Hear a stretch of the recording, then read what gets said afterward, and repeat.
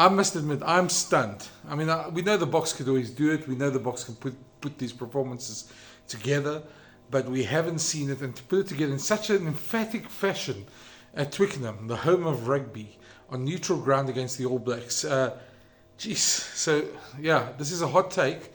So it's straight after the game. So obviously, a bit more. I'll do another video tomorrow after sitting down, looking at the stats and going through sort of what the scenarios are. But this is straight after the game. So, what to make of that? The Boks were absolutely brilliant. Their forward pack was amazing. In that form, the 7-1 forward pack, both forward packs. Imagine, I mean, I keep on thinking about that. There's a quote, there are monsters out there. And when I think of that Bok front row, they terrorized the All Blacks tonight. They absolutely demolished their scrum. And while that may be the case normally, that they do that to most teams, that Springbok front row, tonight was extra special performance. Yes, the red card had a huge impact.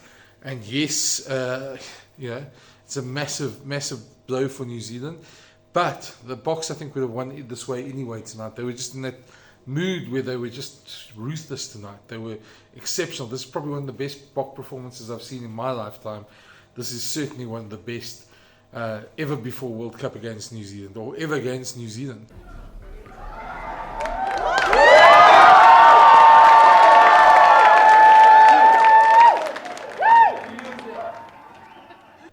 But you've got to start with that pack. The pack was absolutely awesome. This was the biggest. I come back to the fact that this was the biggest defeat ever in a test match for New Zealand.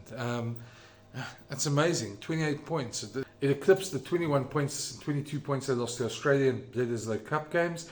And it was an exceptional performance. And to be honest, if the Boks had scored earlier in that first half and some great All Black defence to keep them out, it could have been easily 50. So this was probably the equivalent of the 57-0 for the Springboks. And it's sort of like a bit gobsmacking to think that it happens 2 weeks before the World Cup. Where does it leave both teams? Well, I suppose the Boks in a very good place.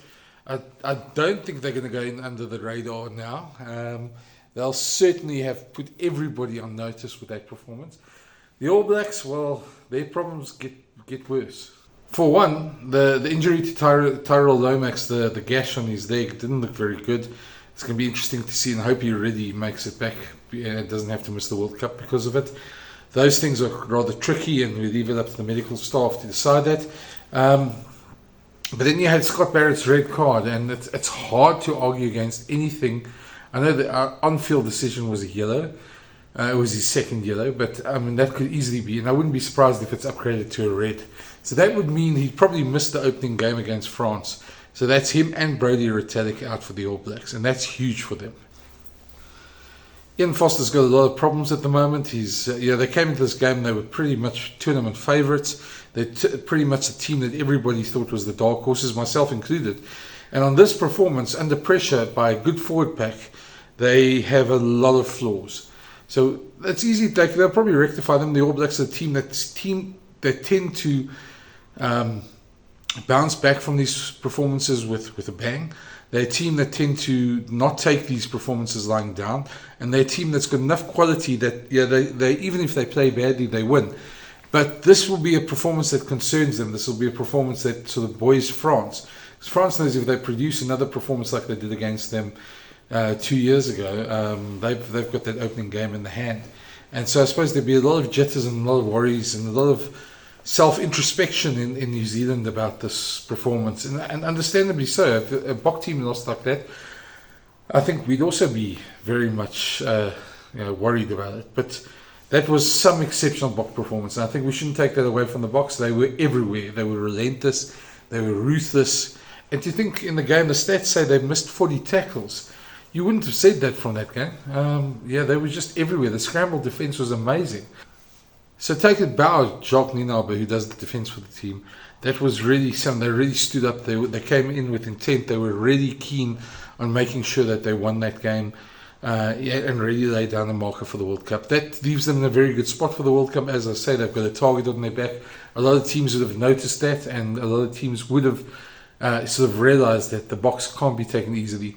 Ireland play a very different game to New Zealand. They have the systems that can probably work around that. It's going to be a different challenge against Ireland, a different challenge against Scotland. But this leaves some question marks with what team the box will go in. Because who do you leave out of these last two performances? I think, 87 points, 13 tries in the last two games. So how do you pick a team of 23 out of that? Just individuals were exceptional. Well, everybody was exceptional, but individuals were exceptional. Andre Esterhuizen was a monster in the midfield. Kane Moody took his chance. He wasn't out of his depth in 13. His reads of plays that intercept he took as well. Curtly Orense, geez, KLA. Posted a meme saying, say my name. KLA at Twickenham, he loves scoring tries there. So there's a lot to celebrate for Springbok fans. There's a lot to talk about, and there's a lot to, these are one of those nights that don't come around often. We should enjoy them as Springbok fans, as Springbok people who cover the Springboks as journalists. It's an exceptional night. It's one of the nights in Springbok history that will go down in folklore. The day they beat the All Blacks so comprehensively at Twickenham. And to see that expat crowd chanting Sear's name, there was amazing atmosphere. And I'm actually very sorry I wasn't there, I must admit. But yeah, it can't be everywhere. So yeah, those who are there enjoy it. And really, you made me jealous. Not often I do that in my career. So let's go into this moment, this hot take. And the first thing is the moments that mattered. I think Scott Barrett's red card was the biggest one that mattered. I think it put the All Blacks at a supreme disadvantage and almost up the ante for the Boks. Although I think the Boks' first try, when they went over from close there, I think they probably could have scored. There's a bunch of penalties. The All Blacks were reading from penalties, and Matthew Carley had an exceptional game. I thought he penalised the Boks 11 times as well in the game. He was stern, he was strong, he was clear and concise, and the players understood what he wanted. So, yeah, I think he was exceptional. I think it was a very strong performance.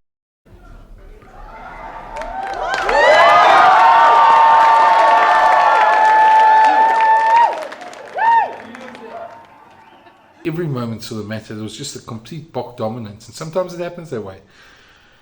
I think probably for the All Blacks, the moment that mattered was the try that was disallowed just before halftime. That could have brought them back into the game, and seeing as it was disallowed, gave the Boks scored early in the second half to sort of take the game away from them. It was a valiant effort by the end, but the All Blacks were totally outplayed in this game. Yeah.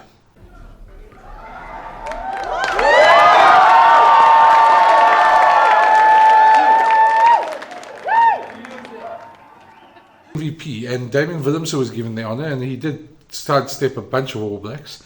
There were several contenders there. You had, if you look in the back line, you had Makazole Mapimpi had some great touches. Curtly Orense scored a beautiful try. Andre Esterhuizen, who was a monster in the midfield, I thought.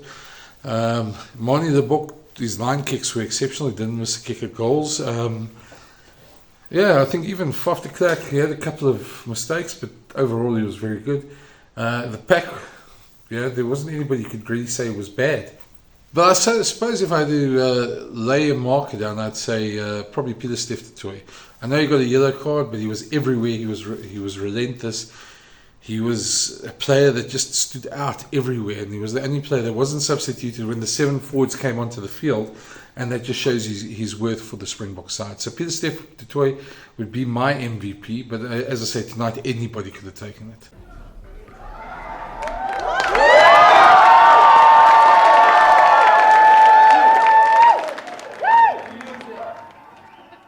Unsung hero, and sometimes those good. I would have said Matthew Carley, but people who aren't Springbok supporters would say I'd be a bit biased with that. I think Ardie Savea, class act. Exceptional player, and the one guy who stood out from the All Blacks tonight. He was the one guy who fought against the tide. One guy who really tried to stop the Springbok juggernaut and often failed, but he gave it his all. I think Richie Mo'unga was pretty close to it, although for a fly-off, I think in defence he was excellent. He stopped the try. He really put his body on the line. He didn't have many attacking options, but I think Ardie would be my unsung hero for the game.